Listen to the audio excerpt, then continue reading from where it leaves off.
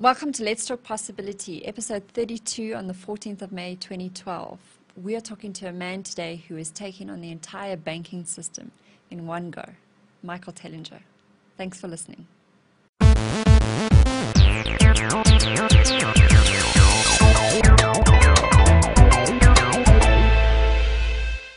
Good evening and welcome to Let's Talk Possibility, the show where we discuss what's possible when we explore ideas, challenge thinking and inspire action.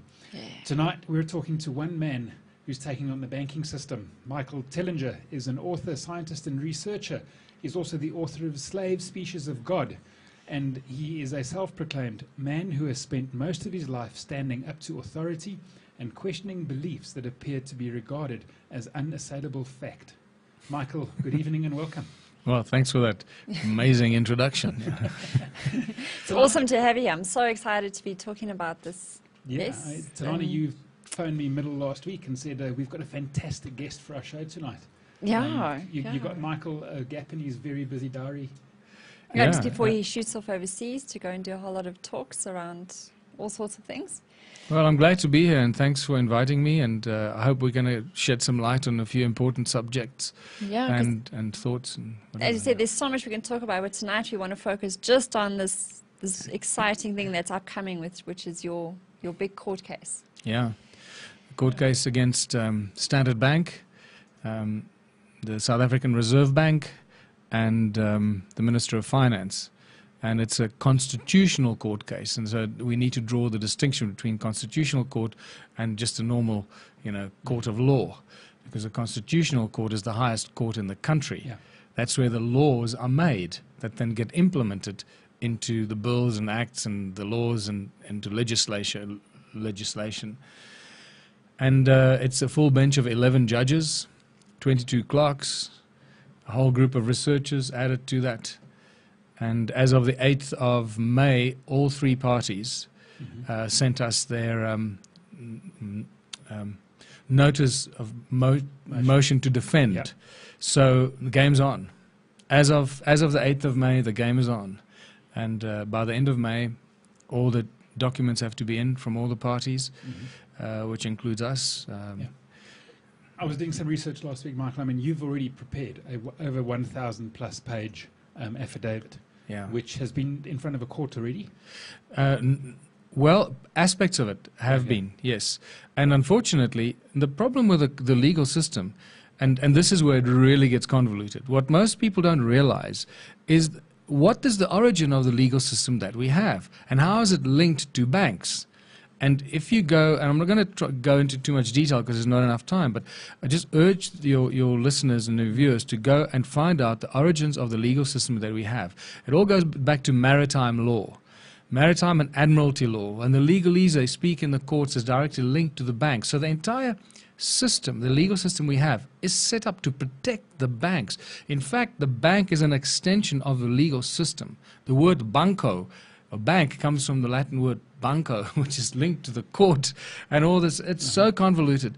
Currency, the word currency, currency, the movement of the water, flow of the water.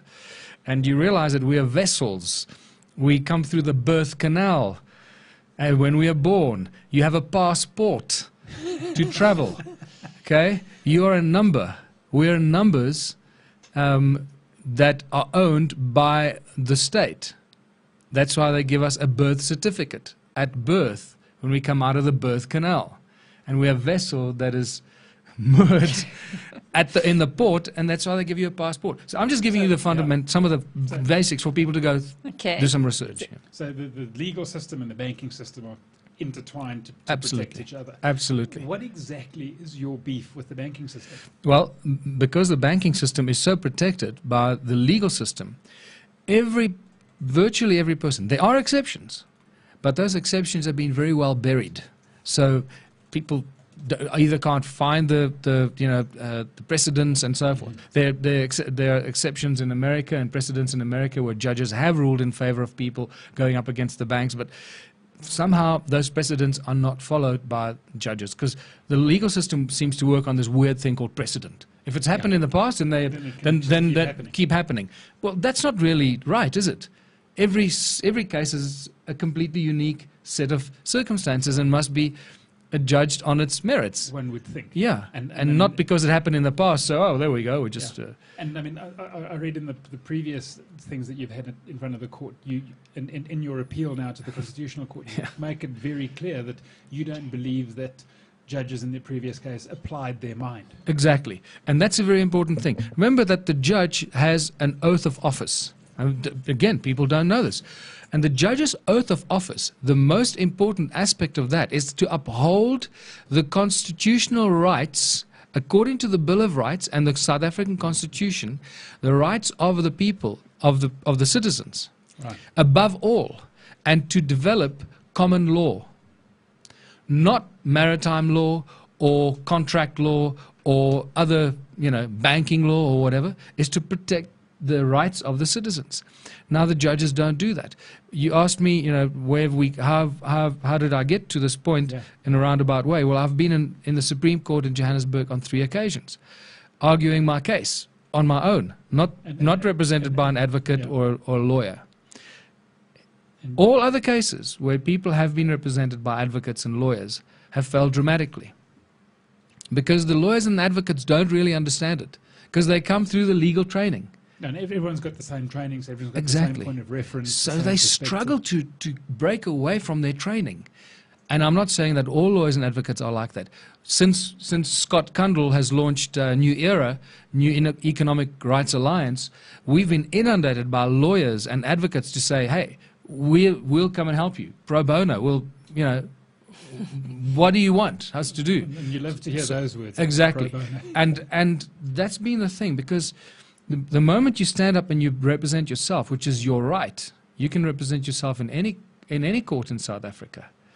The judges have to allow you more freedom than a lawyer would be allowed.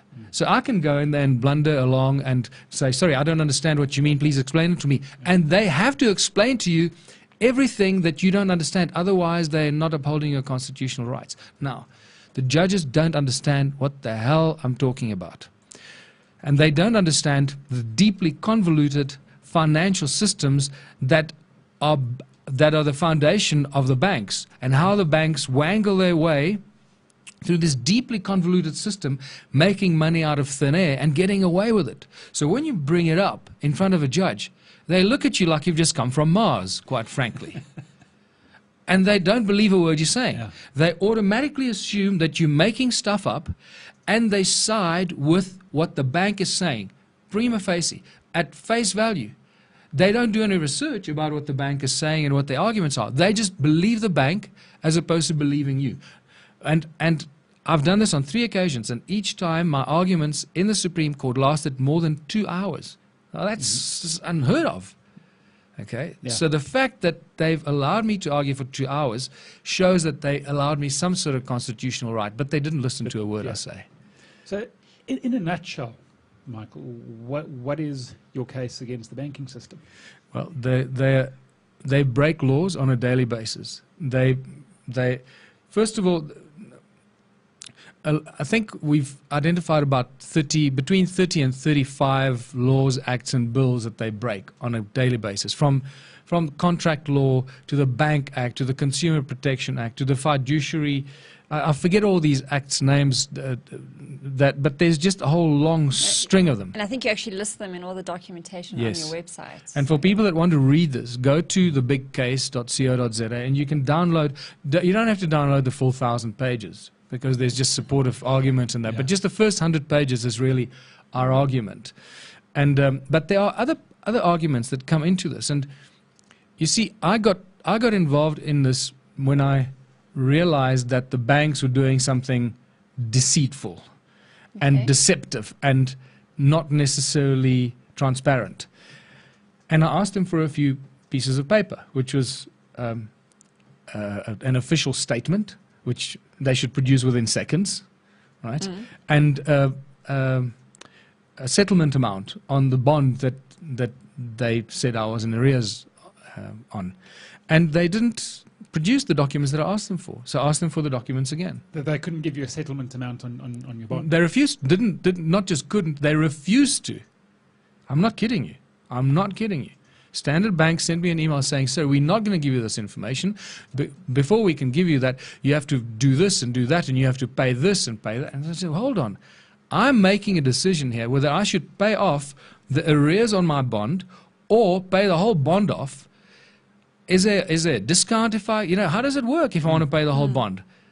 They didn't want to go even into that. You wanted to give your bank money. Yes. And they said no. So I started. And they couldn't even give you that documentation to say how much? Or? And not a statement. I said, I haven't had a statement from you for nearly a year. And then you realize what's going on. And that's when I went down the rabbit hole, and there's no bottom. Right? And I realized that everything I've heard about hearsay and about how the banks operate is absolutely true. They are law unto themselves. The legal system protects them. As I said, when you start arguing this in a court of law, the judges look at you like you're some freak. It's not possible because the banks are the banks. They must follow the law, and they don't check. I mean, we've had the argument, and that the banks, they break the Bank Act, the contract law, because you can't lend something that you don't have. Now, contrary to popular belief, banks do not have money. People think banks have money. They don't have vaults of money. They have some money, but not nearly the amount of money that they lend out. And so, when Standard Bank advertises on the huge billboard there in Joburg, 75 billion rand in home loans. If they're lending out 75 billion rand in home loans, they must, I think in South Africa it's about 20% they need to retain. That they need to have in cash reserves or something like that. I'm not exactly sure. But if you do the sums, I mean, their turnover isn't even 75 billion rand. Right? Yeah. So how can they lend out 75 billion rand in home loans if their turnover isn't even that much? So you start seeing it. Something strange is going on. And that's when you realize that they punch a bunch of numbers into a computer and magically create money out of thin air. And if you just listen to Stephen Goodson and various other shareholders and directors of the Reserve Bank, they'll tell you. And it's the Reserve Bank that's in cahoots with the banks.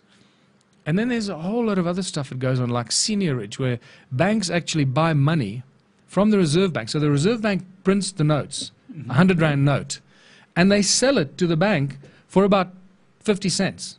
100 Rand note, the bank buys for 50 cents. Okay. And then they give it out to the people at face value. And when they return it to the Reserve Bank, when it's been used up or scuffed up, they return it to the Reserve Bank at face value, not at 50 cents value. So they've just inflated and created money out of thin air. And this is a whole nother layer of deception that's going on behind the scenes. Now, clearly people don't know this. So all this stuff is going to come out in the constitutional court case. But the most important thing is that, so when I say that the first law of contract is, if you're going to promise to lend somebody something, you must possess it. Yeah. You can't say, well, I'm going to lend you this, and that's what banks do. So just to explain this to the people, what the banks do. You go to a bank and you apply for a home loan. They make you sign, as we all do, or a car loan, same thing. I want to buy a car.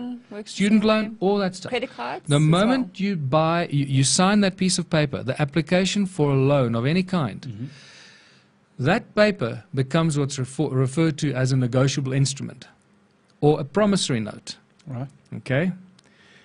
That is really the true valuable instrument. Now, that the bank that uses. It's a promise that it's an IOU kind of thing. I promise I'm going to pay you back. Well, it's a promissory note that you're offering to buy something for X value, and you got a signature on it. Now, a promissory note fulfills the definition of what we refer to of a bill of exchange. Now people are going, what is he talking about? So let's just cut to the chase here. Banks do not work with money. Okay. The word money does not even appear in the definition of the Bank Act. Now that was a big surprise to me.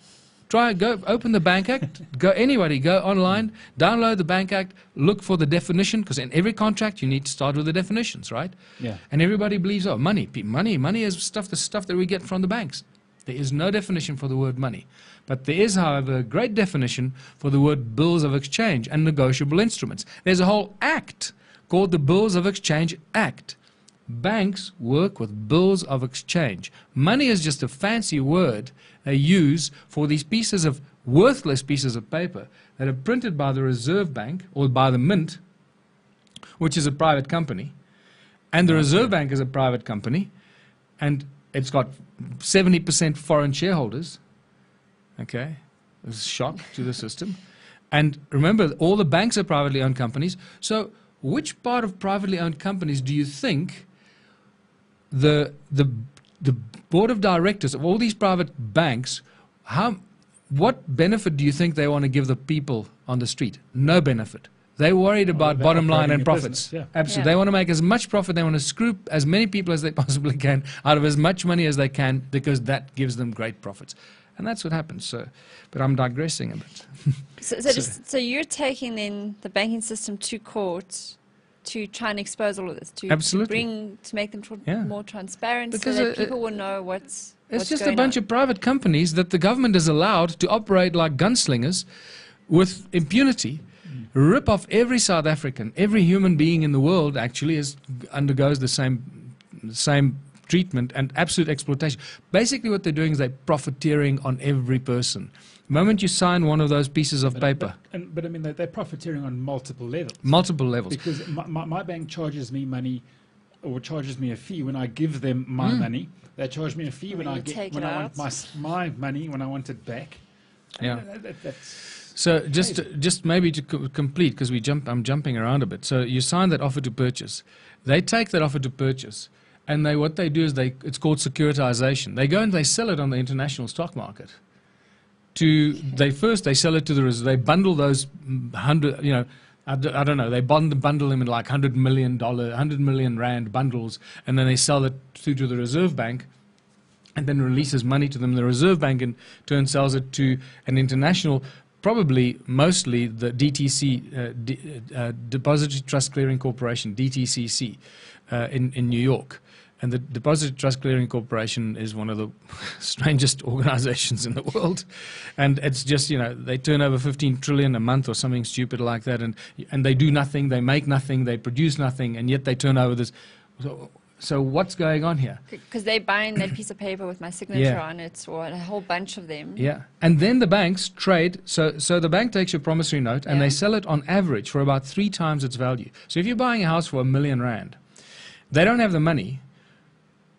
You sign that offer, they then trade that offer, sell it on the international stock market, make 3 million rand out of something that you signed for R1 million. They don't tell you about it, so that's not being, their fiduciary responsibility is to full disclosure. So there's another breach of contract and breach of various, whatever, codes of conduct. And they keep that money for themselves. They don't tell you that they just profiteered on you. Now, profiteering or undue enrichment is also unlawful. So they're profiteering on your signature. Remember, they couldn't do that without your signature. And that was one of my arguments in court, standing up and basically telling the judge they stole my money. Because if it's my signature that generated that money on the stock market, well, at least some of it or most of it, and all they're entitled to is a commission or a transaction fee or a commission fee, like an agent selling a house. So they lie to you and they don't disclose that. They profiteer on you, keep all that money, and then they tell you that they loaned you the money, which is a lie. So they're in breach of contract law. They didn't have the money. They went and got the money on the strength of your signature. Then they take the property that you're buying, and they make you sign that as surety on something that's already been paid for. And then they charge you interest on money that they never had, compounded interest. And compounded interest, the formula just so people understand how to work out compounded interest, the doubling effect of money. Basically what you take the number 70, okay, and you divide it by the percentage that you're being charged.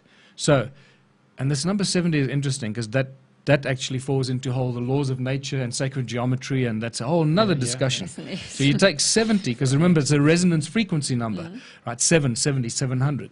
And you take 70 and you divide it by the percentage. So on average, so if you got a bond at 10%, okay, that means every 7 years the amount that you're paying will double. So Okay. within the first 7 years, you've paid off your home loan if it's R1,000,000 at the amount that they prescribe to you. But the home loan is 20. Because it's 20 years. Exactly. That means you're paying it back 3 times. So they've already profiteered on you 3 times because they've sold you a promissory note for, on average, 3 times the value. Then they lie to you, tell you that they loaned you the money and make you sign the home loan agreement and put your property up as surety for money that they never loaned you and make you pay compounded interest 3 times the amount of the value of the property. And then they I mean, take your it's property just- if you miss the Exactly. I payment. was going to say, if we look at the nuts and bolts of this, I mean, you buy a house for, let's say $1 million, and let's, for argument's sake, say your repayments on that is 10K a month. Yeah. Strictly speaking, over the first 7 years, you should have settled that. That's it. But after 7 years, you've You only don't. paid off the interest. Not even, because the interest it's ridiculous because the interest is it's compounded interest. It's a Which beast. but they allocate that to your account up front.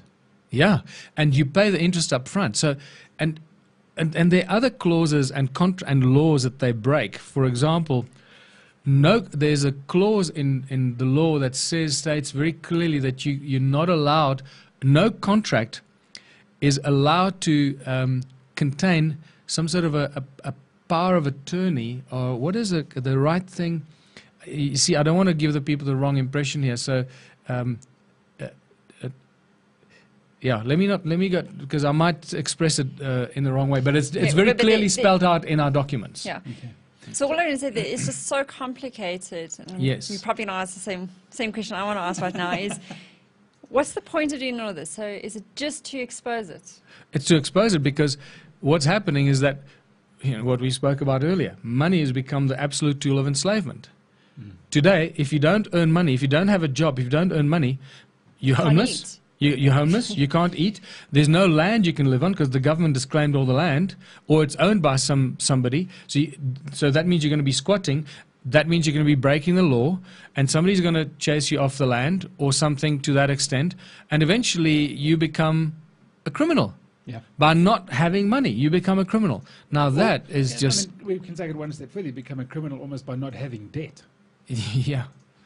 because nobody can afford to buy a place to live without incurring a substantial amount of debt. And remember what's happening now. So the system that we just described, the fact that people and the banks, lift and lower the interest rate as they want, when they want. It's a game they play. I mean, I've been wondering that for years. If the Reserve Bank drops the repo rate, so what's it now, 5%?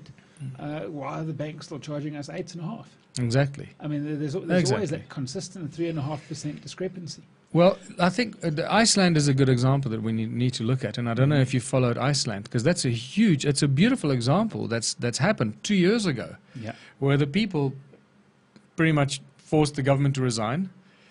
They forced a referendum because Iceland was bankrupt 2 years ago, 2010. Right, yeah. Iceland was bankrupt, so the people marched on the government, forced them to resign, had a referendum, and the sequence of events. They closed all the banks. They closed the Reserve Bank. They created a People's Bank. They told all the foreign debtors that were the debts that were created by the Reserve Bank and the banks. Those are not our debts. Those debts were created by the banks and the CEOs of the banks. Take your problem up with them. It's not our debts, because that's what the banks do. And this is what I want your listeners to understand. All the debts and the international debts that are created by the Reserve Bank, by the banks, are put on our backs, on the backs of the citizens of the country, to pay back those debts. And the government is, in most instances, involved in these international deals with banks that enslave the people to pay that back. We don't want the banks and the government to make debts on our behalf. Yeah, absolutely. So I think this is a great time to ask this question. We've got Chris who's online, and he in our chat room, and he's asking, is there anything that he should be doing now that will better protect him, or anything that he should be aware of? Yes, I think join New Era, first of all. Okay, which is New New Era. Well, or go to the big case, the bigcase.co.za, and also please sign the online petition, because our intention is to have 100,000 signatures. We're sitting at about 15,000 signatures already, which is phenomenal. In a matter of a couple of weeks. In a few weeks. So remember, I believe that if we have 100,000 or more signatures, it's it's going to be very difficult for anyone to argue against us, because that is, you know, constitutional cases and new laws have been made upon very fewer signatures than that, much fewer signatures than that. Okay. So becoming a member of the new era.org.za, and signing your petition Sign is the ways petition. they can help. Yeah. But when protecting himself personally? Protecting himself is, it all depends what he wants to protect. Does he want to protect his house being taken away from him, or his car? This is what New Era will tell you to do. And and this is very clever. You need to do this. Yeah. But I think also just if more and more people begin to effectively question what they sign, yes, surely that would create more awareness. Can I tell you what I found out when I started, going to court? And this escaped me. It's only on my second appearance in court I realized that there's this clause in my mortgage bond agreement that tells me I must pay back the so-called loan. I call it the so-called loan because it was never a loan. I never received money. And I must pay it back in lawful money. First of all, the word money is never used. Okay, the word money is never used in any of the contracts you sign. The home loan agreement does not use the word money because they know that there is no definition for the word money. So if they use it, they're going to be in trouble. Ask anyone to go and check their home loan agreements. It doesn't use the word money. It's the sum of, or an advance of, or a credit of, but never say so much money. Yeah. We're lending you money. Doesn't say that. But it says quite clearly how they expect in the mortgage loan agreement, now when you sign that, so you're putting up, and if you can't, you must pay it back in lawful money. Now, what is lawful money? Lawful money is defined as treasury bonds, government treasury bonds, gold or silver. So they want you to pay back something that they never gave you. So that's a clear breach of contract law. Now, I argued this in court on 3 occasions. The judge looked at me like I was some idiot. But, this then goes back to the traditional gold standard that we assume is still in place. We assume. The Reserve Bank is supposed to be able to guarantee currency against gold reserves. Well, that's long gone. I mean, I think it was in 1933 already, as far back as that money was removed from gold standards, and it really hit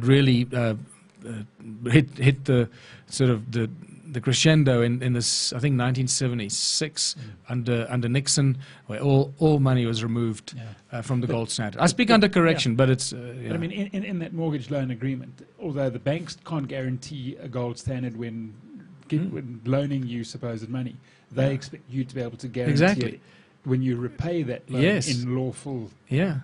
And the judge didn't find that the judge never questioned the bank on anything. He just took prima facie, at face value, everything they said as being absolutely true and in line. So, and hence why it's got all the way to constitutional court now. Absolutely. Because every step of the way, my constitutional rights have been infringed. Yeah.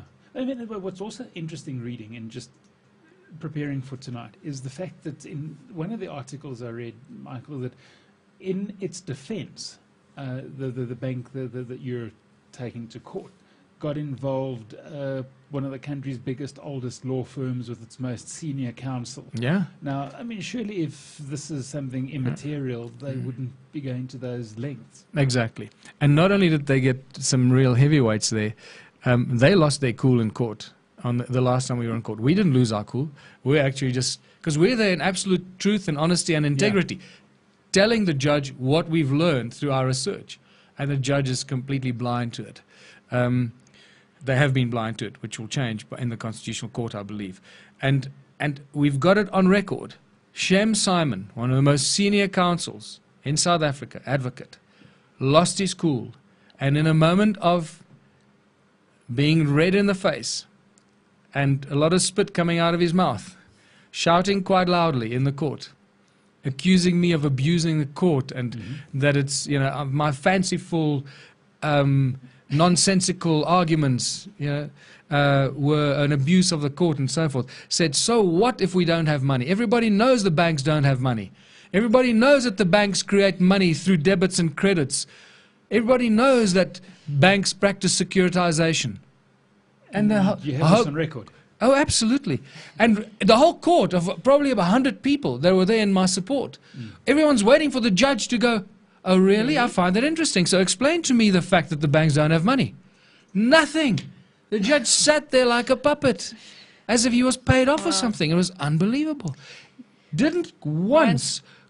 And I'm taking my ask a hat off question. for you for actually going ahead with this to go and try and make this much more public and, as you say, change the actual system. And that, I think, was for us the possibility story here, is that one man is challenging such a vast and what's the word, almost embedded system in our society. It is. Money is an unassailable religion. No, very few people challenge money as the absolute tool of enslavement, or this weird religion that we've adopted and we're happy with. Well, we're not happy with it, but we don't challenge it. There's a lot of people unhappy right now in it. So maybe to end off, the question to ask is, do you believe it's possible that you'll win this case? I don't only believe it's possible, I believe this is the time. We live in the times. We're going through 2012. It's a huge, energetic shift. And for people that still don't believe that, I'd just say to them, go and do some research. 2012 is not the millennium bug thing.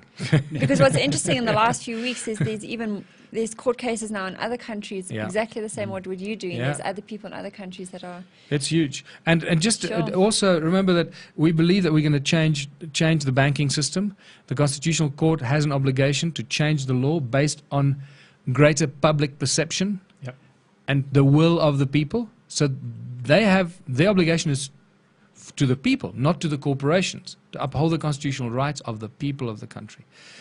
And the other thing you mentioned earlier is like banks getting bailed out. I want people to ask themselves and start debating this. Well, who are the people that are bailing out the banks? Who's bigger than the banks? Who's bigger than the banks? Well, it goes up in a pyramid.